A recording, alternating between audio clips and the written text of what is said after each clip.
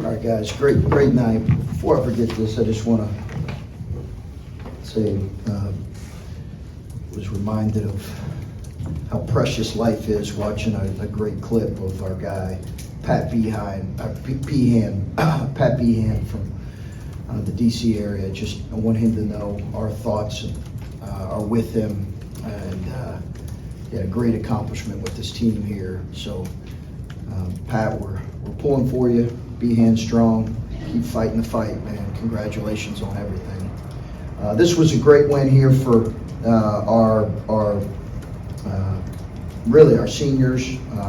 I thought they had a look in their eye that was tremendous, and they played with great competitiveness the whole game. I thought Isaac set the tone with his defense. Justice was, I thought, phenomenal all game, and Sean was terrific early in his shot making. So it's a really good Maryland team, and I thought we were able to just kind of keep them at distance, but it's a really good team. A lot of respect for them, a lot of respect for Kevin. They've had a great year. So a good win here. We'll move on to Michigan State. Chris, the senior night, the motions can sometimes go a little sideways, but the way that your seniors kind of set the tone on that in that opening stretch, forcing them to take a timeout, and then you had the lead from that point. What can you expand a little more on what you saw from them and why you felt that they were able to collectively be as impactful as they were right off the bat? Yeah, man, you probably asked them that, Adam. That'd be a good question, how they would answer that. I just thought they had a really good approach. Obviously for the last maybe, what, a week and a half, 2 weeks, I do feel like we played better. So maybe our across the board, our confidence is higher as a group. But I just thought they had a look in their eye tonight, and I didn't, felt like obviously, we lost on senior day before. We lost last year on senior day. The emotions can get the best of you, but senior day is so unique right now, especially with the COVID year. It's like, okay, who's a senior, who's not a senior, what's it look like, how do you do senior day, given all of that. But we have a guy like Justice who's been here for several years, and we wanted him to really go out on a great note, as well as those other guys. But obviously a guy who's been here this long, we wanted to go out on a win, and he did a great job. Maybe specifically about Justice, but for him to play the way that he did, and for him to have the impact, like you said, after 4 years, specifically, what did this night maybe mean for him, and did you get a leg like the other guys did? Did I get a what? Oh, did you get a leg that the players were wearing? Oh, I'm sorry. I should know what that is. Yeah, you just didn't mountain. I apologize. No, I didn't, but I'll look for one after this. I love that. I thought that was phenomenal with his family, and I just really happy for him. He's had his struggles.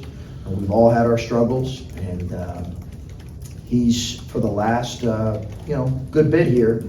I didn't think he played great in the Purdue game, but after that, I think he's played pretty well, and he just has a good way about him right now. You've talked a lot about leadership this year, and I know this is one game, but to have it be a game where your seniors, like you said, set the tone early, it's the end of the year, but how much does that help, as you go into this last game and potentially postseason play? Well, I think they're in a really good mindset right now, and in some ways, I'm thinking as a coach, how could I have gotten them in that better mindset earlier? But I think they're in a really good mindset right now, Patrick, and understanding the role. We're playing quality basketball, better possessions than really we have. I think offensively, these have been as good of games for a guy like Bryce that he's had in maybe all year. He's played really quality possessions, and when teams have crowded him or jumped his dribble or jumped his post-ups, he's made the right play, and he's been really efficient, even though maybe his numbers haven't been as exaggerated or as big as what they were. I'm really proud of the growth for him. Now he's got to keep doing it, but yeah, I think those guys, those seniors were, again, it's unique when you have guys who've just been here for 9 months and you wonder, okay, what's senior night really going to mean for them? That's a real thought. But for those guys, I do think there was some real pride in wanting to play well. They said they never lost on senior night, so that was part of their Okay. focus. Good. To your point about Bryce, it was a balanced scoring night for Yeah. kind of everybody out there. Guys talked early in the season about, okay, maybe there won't be a go-to scorer, but we have a number of guys that can get to the bucket. I don't know if we saw that as much as maybe they thought, but was tonight, like you said, one of the better offensive performances in terms of the way everybody got involved? I think so. And it just makes it, we've had games where we've gotten good shots and we haven't made them. And then we've had games where we just haven't gotten high quality shots. But we have had games where we got good shots and we just haven't made them. So as simple as it is, it does make a difference when you're able to make some clean open looks. But again, I thought we've passed it, made the right play. I thought Roddy made a terrific play. Roddy obviously would have played more. I just think I wanted to give Sean on senior night in front of his family a chance to really get a good long run. Chris, Ice had 4 assists. I feel like you probably could have had 7 or 8 of them. What did you make of his playmaking, especially the way you guys were posting him up and he was finding guys out of that? Great. What he's been able to do when he's played well is get easy buckets in transition because his speed and his pace and playing downhill at his size is really good. And his post-ups are good. He can see things. He's almost too willing of a passer. He's got to probably look to score a little bit more, but I think he's been really good. And then I thought his point of attack defensively was so good because we had a really hard time guarding their point guard last game. He had 5 offensive rebounds. He got in the lane whenever he wanted to at their place, and I thought he was able to set a tone physically against him. You guys seemed to handle the press pretty well for the majority of the night. The one time it almost got away from you, Bruce wrestled the ball away, threw it to Bryce, and Bryce threw a lot to Felix. What did you think of that whole sequence there to see 3 freshmen kind of do that in that moment? Peak Bruce. That was peak Bruce Thornton. We've seen it so many times in practice where he's gonna get the loose ball most times. Maybe not every time, but it was peak Bruce. He's gonna get the loose ball. He's gonna come up with it. He's gonna somehow make the right play. And then obviously it's a great pass by Bryce on the run there to Felix. And we haven't talked yet about Felix, but that was a phenomenal performance by him. Yeah, Coach, I was going to ask about Felix. 12 points, 12 rebounds, blocking shots, dunking the ball. Was that a flash of the future and his potential of what he can do? I think so. Changing a lot of shots too, and I think if you've watched, obviously you guys know this. We've been seeing some of those now for a month, 2 months now. Maybe not as much early in the season, which is understandable, but I don't know how you guys have felt, but we've been saying, okay, we're starting to see this with Felix, what he can be. It's pretty impressive, and tonight was just validation of that. He almost threw in a 3 too. So similar question about Felix. The last time you guys played Maryland, you told us kind of their switchability and their versatility of guys that are 6'7", 6'8" really made it hard for him last time he played Maryland. So how has he changed as a player over the last 2 months that made him do what he did tonight, or what did he do tonight that was better than last time? Well, he got in foul trouble last time, so he couldn't get in a rhythm. He had 3 in the first half. He had 2 early, so that limited him a little bit.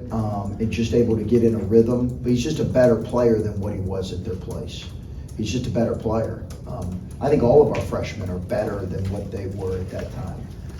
I really do, and I think we've seen it. And he understands, staying away from situations in terms of foul trouble a little bit better. He understands more of what we're, trying to do.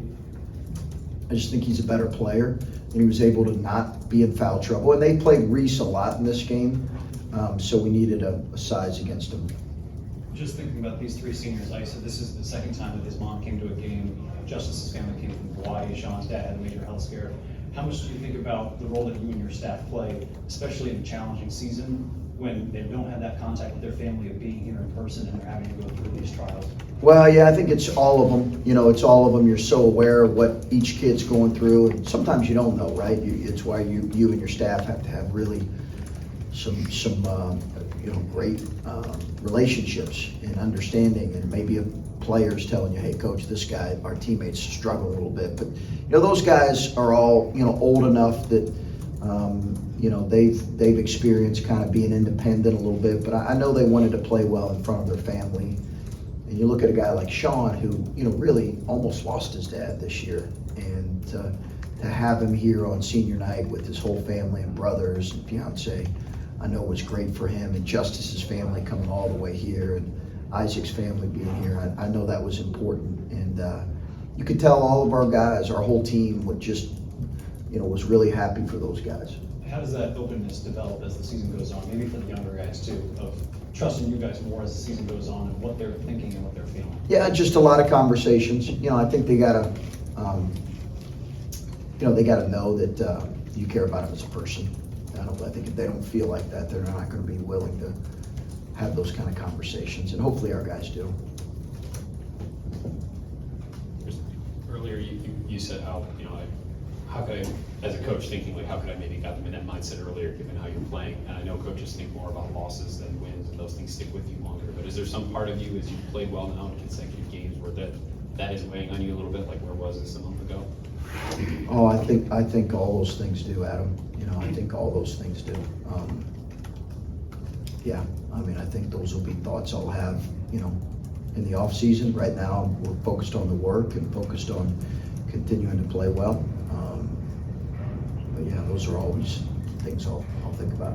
And you guys talked about how obviously after the Iowa game, you weren't happy with how, as a team, you didn't practice well, and that led into the Illinois game, and then kind of the skip from there. But you've talked about, and they've talked about like putting together better stretches of practice and things like that. How did you see your guys handle the Illinois win the other night and leading into this game? Yeah, I think we have practiced pretty well, Adam, for the better part of multiple weeks. And it's gotten progressively, I think, even better, even though, and you might think this is crazy, but even when we went through that long losing streak, I remember our staff walking out of consecutive practices and saying, man, we're practicing pretty well. Like, our guys are engaged, they're listening, they're alert, they're working hard, they're listening to coaching. And we just felt like sooner or later that would pay dividends. But I don't know if I said that going into the Iowa game. I might have, but I will tell you that we've had in the last month way more good practices than poor practices. And just to follow that, what does it take to do that? What does it take for a team to have good stretches like that, even if they're not getting the results and the season is kind of sliding away and the losses are piling up? Well, I think they have to have a belief that eventually they will see some results, even though, we were running out of games.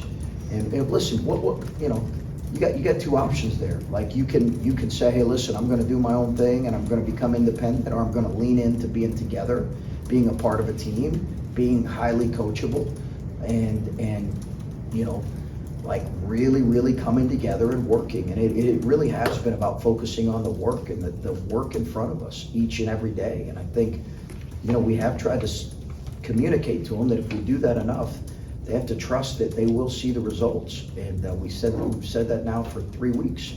And I'm glad they're seeing some. One more, Connor. Just wanted to ask you, because I don't think we're going to talk to you again before this weekend.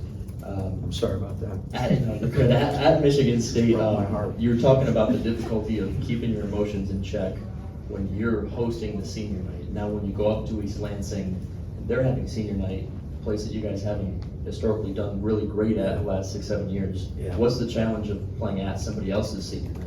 Oh, they're phenomenal. They're at their place. They're phenomenal, and they're incredible on senior night. So, it's going to be an incredible environment. It always is there, but it's ratcheted up on senior night on a weekend. So, yeah, we'll have that conversation with our guys, because it'll be probably as intense of an environment as we've been in all year. And that's saying something, because we've been in some great ones, whether it was Indiana on a Saturday night or Purdue on a weekend, but it'll be that for sure.